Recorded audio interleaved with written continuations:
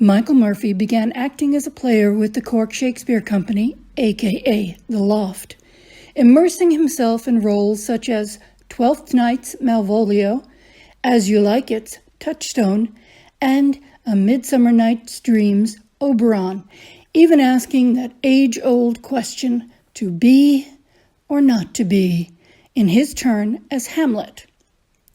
Never afraid to try something different, he has performed in a number of pantos, as well as translations, Many Young Men of 20, A Streetcar Named Desire, and his favorite role to date as General Michael Collins in The Stepping Stone.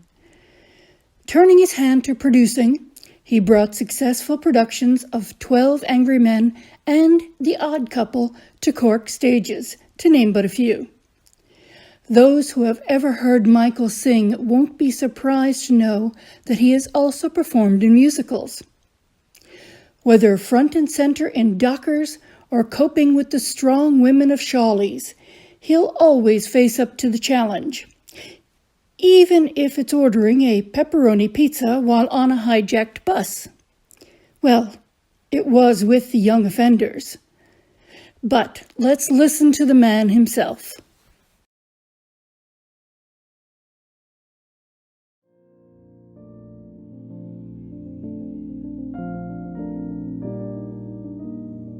What was your first experience in the Cat? And was it the old one or the new one? The old one. And it was round about the end of the 80s, about 1989, I would say. I did a one-act play called The Hebrew Lesson by Wolf Mankiewicz. And it was directed by Patricia Costello, and it starred Don McMullen, my first time meeting Don. And I had a walk-on part of the Black and Tan. Myself and Joe Stockdale were two Black and Tans, but we only came on for 2 minutes at the very end of the show, which meant that we were behind the flats for the whole show, because there was no way in and out from side stage. So we had to be in situ behind the flats at the very beginning of the show. Come out for our 3 or 4 lines as Black and Tans with our rifles, effing and blinding, and then back in behind the flat again at the very end. And that was it. But look, we were lucky it was a one-act show. What or who first comes to mind when you think of your time in the Cat? Oh, I suppose I just think of the great times we had there. I mean, the fantastic shows that I saw and I was part of, and the social aspect was fantastic, and the parties on a Saturday night afterwards where you get locked in.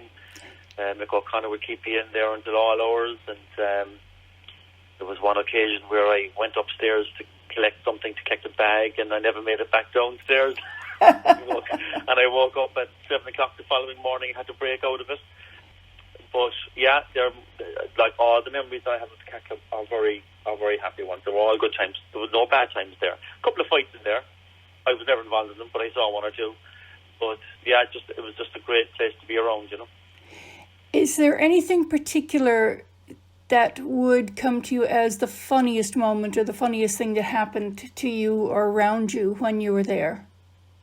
Well, there were a couple of things. I remember one of my biggest slip-ups on stage was I was doing The Man from Clare by John B. Keane, and I was playing the part of the footballer who was imparting advice to the younger footballer coming up, who was Trevor Ryan, I believe. And there's a line in that play where the character says, if a fella gives you a lick of an elbow or a belt of his bottom, belt him back or you've no business playing football.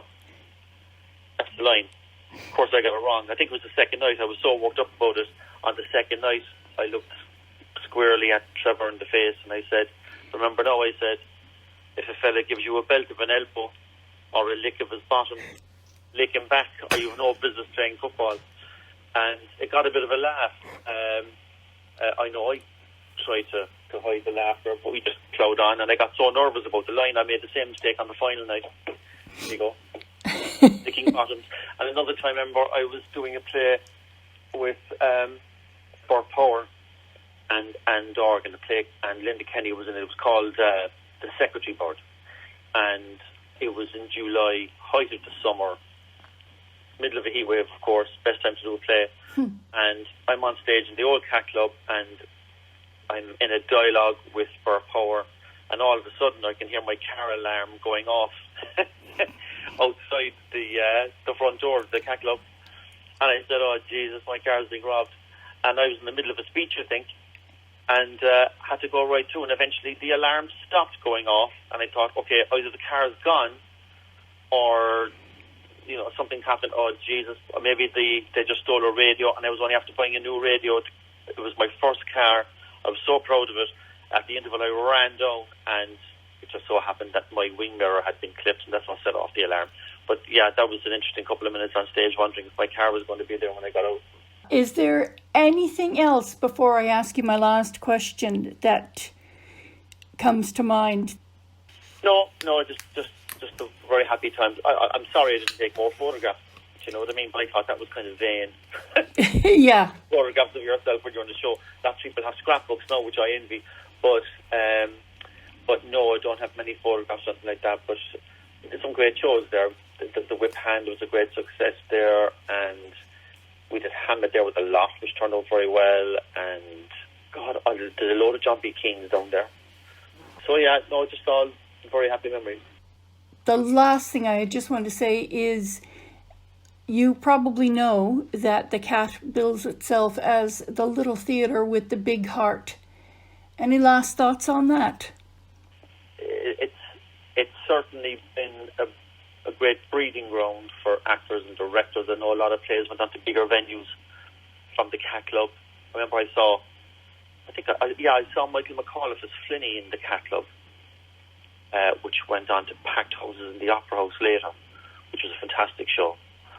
And other shows have gone on to the Palace and whatnot. So, yeah, it was a great breeding ground, a great training ground, a play where you could put something on if you didn't have a lot of resources, which is very important as well. Now, it's so expensive nowadays to put plays on stage, and it was great for that as well. So, as regards encouraging new talent, new writers, you know, just a fabulous place to be and a great resource to the city, and something that I hope will continue.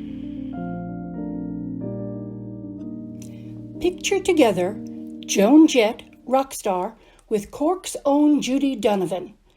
What do they have in common? No, really.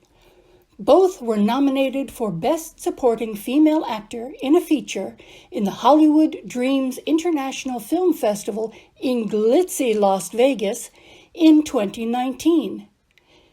Judy thrives on versatility in her craft, whether receiving 4-star reviews for her one-woman show A Lady of Letters, the European tour of FML, RTE's The Southwesterlies narrating the night Cork nearly drowned, or serving as Anne Boleyn's handmaid during Anne's last few days in the Tower of London on The Tudors.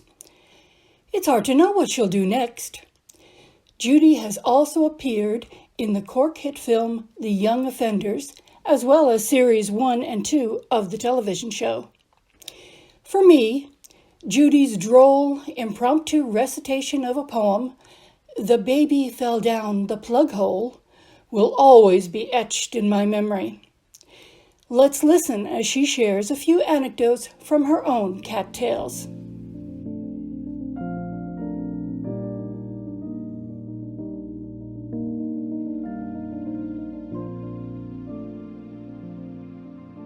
I was performing in a one-woman show called A Lady of Letters, where I was on stage throughout. As I was delivering my opening monologue on the opening night, I was sitting and darning a sock. Now I can't knit, so sewing or darning was the choice.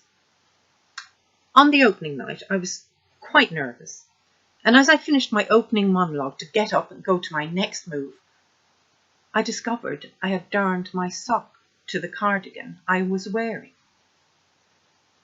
Now I had to carry on, because if I didn't keep speaking, the audience were waiting, nothing was happening. So I spent the next few minutes continuing to deliver my dialogue and trying to surreptitiously part the sock from my cardigan. Now thankfully I succeeded, and the reviews were good, which was great, and nobody seemed to notice.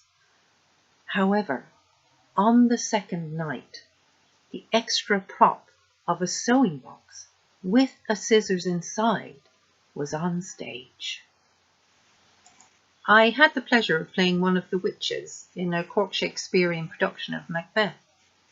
Now, my memory is that our scenes were very atmospheric, with a large cauldron on a prop fire in the middle of the stage, as well as smoke and suitably frightening lighting. To improve authenticity, we were barefoot. One day, we were performing for a school's audience, and they seemed to be really involved. We were thrilled, and I came on stage for one of the witch's biggest scenes, Double, Double, Toil and Trouble. Fully enthusiastic and in character, until I looked down at my feet. I had forgotten to take off the slippers we wore side stage. No problem, I thought, that's fine. I am behind the cauldron, so I will just slip them off. Simple. What I hadn't figured in was that we witches danced around the cauldron. So that day, the witches danced around the cauldron, with an extra prop getting kicked around the stage with them. A pair of pink frilly slippers. Now the audience loved it, and I hope it means that somewhere out there are some children who have fond memories of the witches scene in Macbeth. The Perils of Scenery. A few years ago, I was playing the part of a farmer's wife in a play at Cork Arts Theatre. We were all on stage when I think somebody had to leave and slam the door really strongly. Part of the door frame proceeded to fall across the back of the stage with a resounding wallop. There was silence. But I was next to leave, so I said my lines, went over, picked up the piece of scenery and added, "And I'm taking what's left of the house with me." The audience broke into loud laughter. And as I gently closed the door behind me, there was a spontaneous round of applause. Live theatre. You have to love it.